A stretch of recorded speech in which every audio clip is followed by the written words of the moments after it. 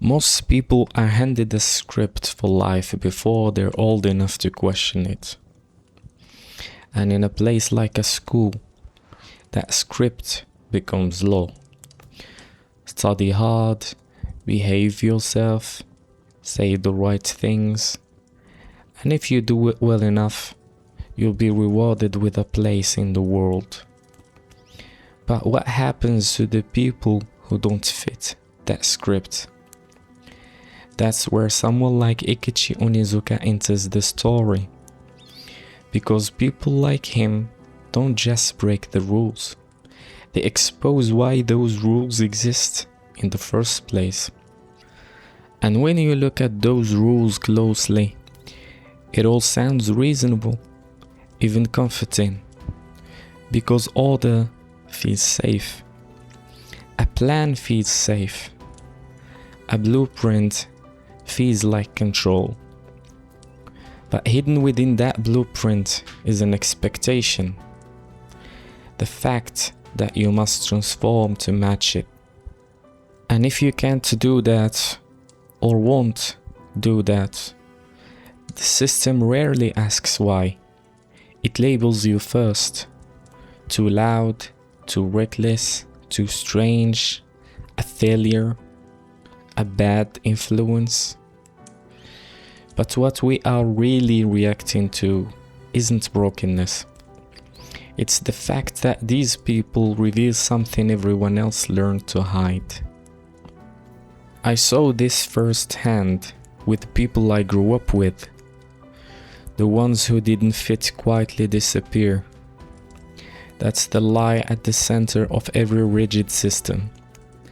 That the people who adapt to it are healthy, and the ones who reject it are wrong. But look a little closer. The students aren't quiet because they're at peace. They're quiet because they've learned that honesty has a cost. And the adults aren't composed because they understand life. They're composed because they're terrified of losing control. So the system keeps its shape, not because it heals people, but because it teaches them how to appear functional. And then someone like Great Onizuka walks into that world, 22 years old, former biker gang leader, the kind of man a school is supposed to keep outside its gates. By every official standard, he is unfit, unpolished, unreliable, a mistake. And that is exactly why he matters. Because a person shaped entirely by the system can only defend it. But someone who has already fallen outside the system can see what it does to people. Onizuka is not a solution because he is perfect. He is a solution because he is free of the illusion. He knows that a human being is not a report card, not a reputation, not a clean record of obedience. And over the next 20 minutes, that is exactly the idea we're going to follow. That maybe the people we call unfit are sometimes the only ones capable of telling the truth. Not the truth that sounds good, the truth that breaks things. Before someone becomes a problem, they are usually just a person trying to find a place to stand. And for some people, that place never appears. They don't fit the expectations. They don't respond the right way. They don't move at the same pace as everyone else. And after a while, they stop trying to. What we call rebellion often begins as exhaustion, not a desire to destroy the system, but a quiet realization that the system was never built for them. So they look elsewhere for something that feels real, for something that feels like theirs. And sometimes they find it in places the world has already decided to reject. That's where Onizuka comes from. Not from discipline or structure, not from guidance, but from noise, from chaos, from a life that had no clear direction, only momentum. And it would be easy to look at that and say, that's the problem. But that's not the whole story. Because people like Onizuka don't just reject systems. They learn how to read people. When you grew up without stability, you become sensitive to what others hide. You notice the hesitation in someone's voice, the way someone avoids eye contact, the difference between silence and suppression. So when Onizuka walks into a classroom, he doesn't see order, he sees tension. He sees the student who's already given up, the one pretending to be fine, the one waiting for someone to notice. Because he was all of them at some point. That's something the system can't replicate. You can train someone to teach, but you can't train someone to understand. And understanding doesn't come from perfection.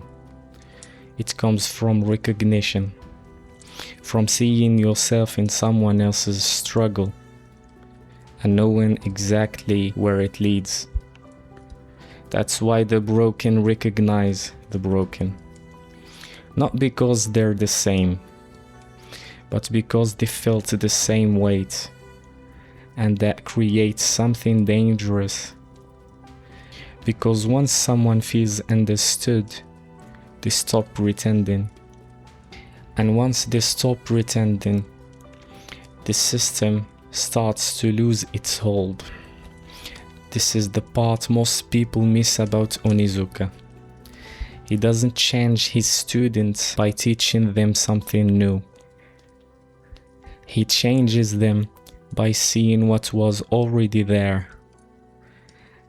And that's where things began to shift. Because if the system fails the people who need it most, then maybe the problem isn't the people. Maybe the problem is what we expected them to become. If you looked at Onizuka from a distance, you wouldn't call him a solution. You would call him a problem. He doesn't speak like a teacher, nor does he act like one. And he doesn't carry himself like someone you're supposed to respect. He's impulsive, crude, often inappropriate, and at times completely self-serving. By most standards, he shouldn't work. In fact, if you were asked to design the ideal teacher, you would probably design the opposite of him. Someone disciplined, composed, predictable, safe. Someone who represents the system without friction. And that's where the contradiction begins. Because the more Onizuka fails to meet those expectations, the more something unexpected starts to happen. The students start paying attention, not because he is impressive, but because he is real. He doesn't hide his flaws. He doesn't pretend to be above them. And he doesn't speak from a distance. And for students who are used to being judged, that changes everything. Because most authority figures don't try to understand you. They try to correct you. They tell you who you should be, how you should act, what you should fix. But Onizuka doesn't start there. He starts with something much simpler. He meets them where they are. And that's uncomfortable, because it forces a different question. If someone who breaks all the rules can still reach people, then what were those rules really doing? This is the part where the idea of good starts to fall apart. Not because it's meaningless, but because it's incomplete. Onizuka isn't a good teacher in the traditional sense. He is inconsistent, unpredictable, and sometimes completely out of line. But he is also something the system struggles to produce. Someone who is willing to be honest, even when it costs him authority. And that honesty does something the system avoids. It removes the mask. Because once students realize they're not being judged, they stop performing and they start revealing who they actually are. That's not something you can enforce, it's something you allow. And that's why someone like Onizuka, who should fail by every standard, ends up succeeding where others don't. Not because he's better, but because he's not trying to be perfect. But there's a limit to honesty, because some problems don't disappear just because they're understood. Some problems resist, some problems hide, and some fight back. And when that happens, understanding is no longer enough. That's where Onizuka becomes something else. Understanding someone is powerful, but sometimes it's not enough, because some people don't open up when they're understood. They retreat even further, not because they want to, but because they've learned that vulnerability comes with consequences. And this is where most systems stops. They observe, they diagnose, and they categorize. But they rarely intervene in a way that actually risks something. Onizuka does the opposite. When something is broken, he doesn't stand at a distance and analyze it. He steps directly into it. And sometimes that means doing things no good teacher is supposed to do. He pushes too far. He ignores boundaries. And he creates situations that are uncomfortable, even dangerous. And it shouldn't work.